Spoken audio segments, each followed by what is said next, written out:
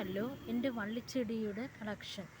ആയിരക്കണക്കിന് പൂക്കളുമായി നല്ല മനോഹരമായ അടിപൊളി ചെടി. ഈ ചെടിയെ ബ്രൈഡൽ ബൊക്ക എന്നാണ് അറിയപ്പെടുന്നത്. സീസൺ ഒന്നുമില്ല, എപ്പോഴും പൂക്കൾ തരുന്നൊരു മനോഹരമായ ചെടിയാണ്. ഈ പൂവിന് വളരെയധികം സുഗന്ധമാണ്. രാത്രിയിലാണ് ഈ പൂവ് വിരിയുന്നത്. ഒരാഴ്ചയോളം ഈ പൂവ് നിൽക്കും.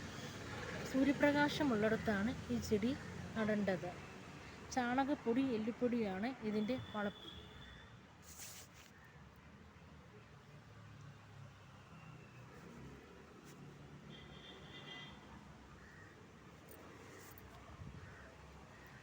രണ്ടാമത്തെ ചെടിയാണ് സ്പാനിഷ് മുല്ല അഥവാ സ്റ്റാർ ജാസ്മിൻ എന്നും അറിയപ്പെടുന്നു.